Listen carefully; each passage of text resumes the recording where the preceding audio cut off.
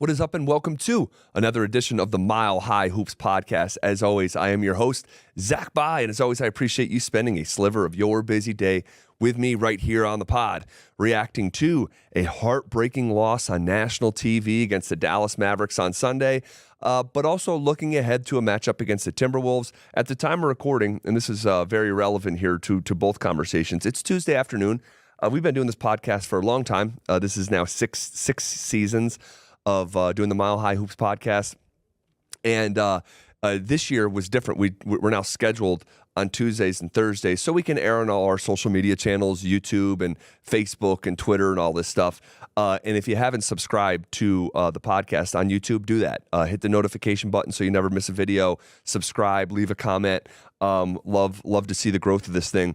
But so I'm mentioning that because the Dallas game is now a couple days ago. All right, that was on Sunday afternoon. And then the game against the Timberwolves is about maybe 6 hours from now, something like that. So we're going to talk and react to the game a little bit on Dallas because there's a couple thoughts I want to get out. But also speaking more general about what's going to take place in the dynamics with the Timberwolves here. We'll do that here in just a couple minutes. First, I thought about this while I was on the air with my co-host Philip Lindsay, The Drive 2 to 6 on the Fan. And I'm like, man, you know what conversation I haven't heard in a while, and one that we used to have like a lot here in Denver, especially in like 2019 would be like maybe like the sweet spot, because Denver was already in the playoffs for a few previous years before that, and the schedule would come out and they'd be like, what the hell? The Nuggets only got 7 national TV games or 5 national TV games, and that was a really big talking point. The lack of respect for national TV games. We don't have those conversations anymore, much like we don't have like conversations about Michael Porter Jr.'s health really the same way we used to, because when things shift, that just becomes a non-factor. And the Nuggets are on national TV all the time now. I mean, we had a stretch 2 weeks ago where they had 4 consecutive, not even 2 weeks ago, a week and a half ago, 4 consecutive games on national TV. And so it was another one, but that's the big boy time slot on Sunday afternoon in that ABC 3:30 Eastern time. That's the big boy priority spot from the NBA, and that's where the Nuggets were. And what was so funny, and again, we don't talk about this anymore, but if you've been around for a bit here in Denver following this team, it would be like the Nuggets got 5-7 games on national TV, and they would go out and lose them. They'd go out and lose them, and you felt like you're taking crazy pills because it was like, no, I follow the team. They're really good. This guy Jokic, you gotta watch. Like, they're good. They're up and coming. They're good. Like, they're gonna be a legit contender. And then they'd go on national television and they would lose. And it'd be like, people like be like, get this team off the TV. And that was the dynamic there for a bit. And how things have changed, right? When you're in the playoffs and you're making a run to the finals, we got to see the Nuggets 20 games in a row on national TV last year during the NBA playoffs. So it's all good. Really, just a couple quick thoughts on the actual game itself. It was a heartbreaking loss, 107-105, in a game that ends with a Kyrie Irving left-handed hook shot from like the elbow. What? I can't remember seeing a finish like that. Kyrie Irving's going to go to the Hall of Fame, all right, and that will go on his career highlight.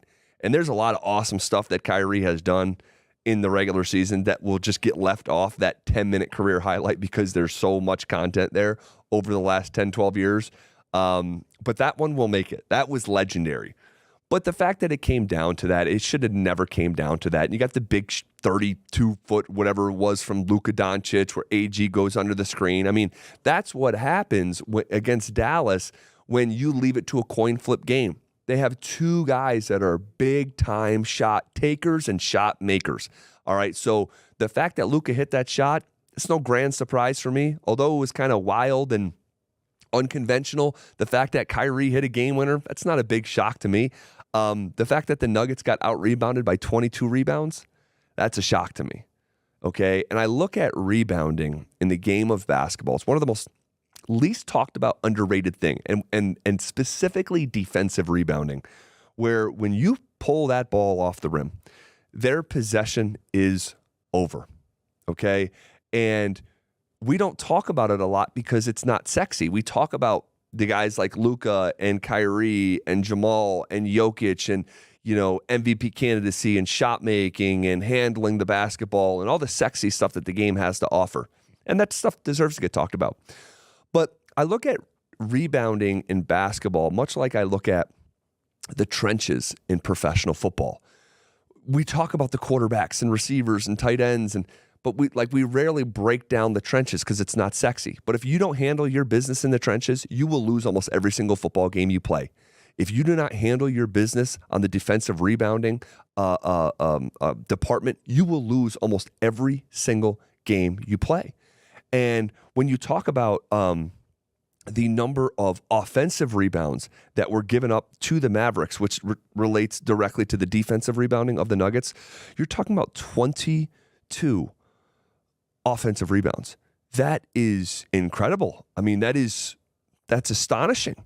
And in fact, I just quoted the total rebound number incorrectly. The Nuggets were out-rebounded by 23 rebounds and gave up 22 offensive rebounds. That's just mind-numbing. That's 22 times that a possession has a chance to be over and was extended for an extra opportunity.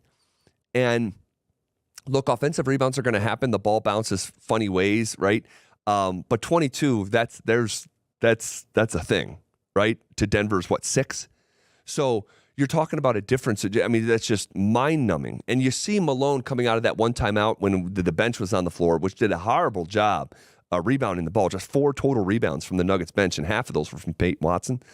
And Malone screaming, saying, "Effing rebound," and it looked like his head was going to completely explode.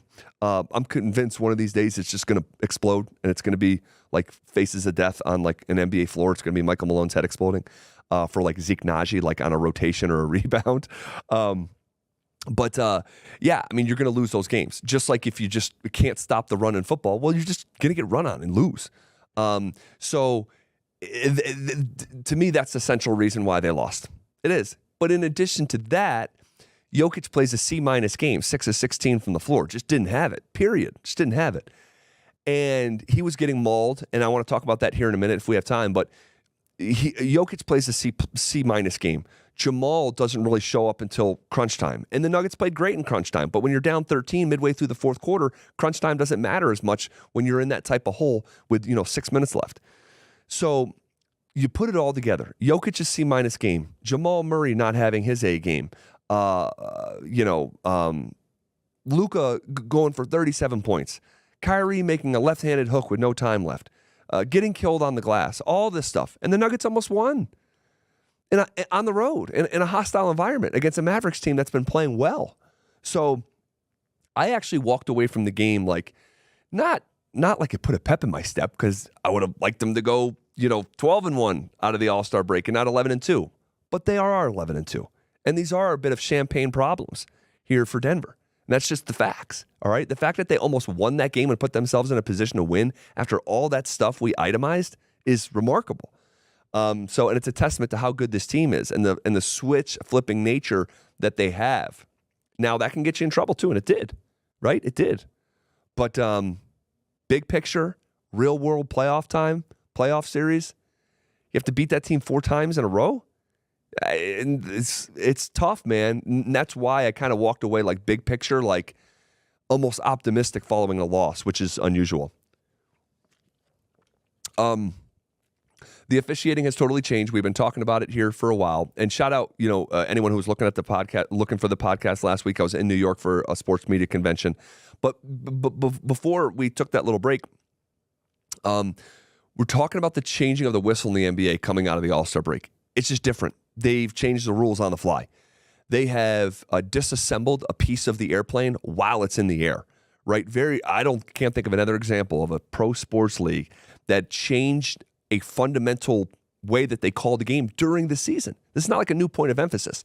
They're not putting the air in the whistle. They are not rewarding offensive players looking to get fouled and go to the free throw line. They're not rewarding it. And I think it's ultimately good for the game, but it's a tough transition mid-season because the contrast of the scoring explosion in the first few months of the season and then coming out of the All-Star break, it's like if you just bet the under every single time in every NBA game, you're making money right now because it's tough to adjust to what we're seeing. But the reason I'm bringing it up because Jokic and the Nuggets, but Jokic in particular, need to get used to being officiated this way or not officiated, right? They're just letting him get beat up. And first half, you could probably count 7 fouls on Jokic that would have been called 2 months ago that aren't being called now. You call it unfair, call it what you want, but it's happening. So the Nuggets need to adjust. Jokic specifically because his temperament, it gets hurt by this setup. And for him to refocus on the fly and play through it, you're seeing on a day like Sunday afternoon on ABC against Dallas, him struggle to regain his bandwidth within the game, fighting through the adversity and still finding a way. And he's got to get used to it because they're calling it now like they're going to in the playoffs. So just prepare for it, right? And Jokic isn't asking me for advice, but if I were to give him some, is be prepared to be emotionally disturbed and then play through it. Okay, tonight we're going to put a bow on this thing, but tonight, a few hours from now, it's the Timberwolves and the Nuggets. This goes back to 2017 where these two teams played in Game 82 and the winner was going to go to the playoffs and the loser went home, and that was Minnesota. And they met last year in the playoffs. Competitive series, despite Denver winning in 5. 4 of the 5 games were settled by single figures. There was an overtime loss mixed in there. We know Minnesota's coming. Without Karl-Anthony Towns, they're a different team. Don't know what the status is tonight. I've seen at the time of recording, Naz Reid is questionable and Anthony Edwards is questionable after one of the greatest dunks I've ever seen in my life. Him putting it on John Collins of the Jazz in a way that is just shockingly athletic. But that's who that guy is. But he hurt his finger. Don't know if he's going to play. I'm expecting him to play. This is big boy ramifications. This is for the number 1 seed. Both teams are tied for the 2nd seed and a half game back of the 1st seed. All right. And so I think they're both 47 and 21. I'm not looking at the standings here.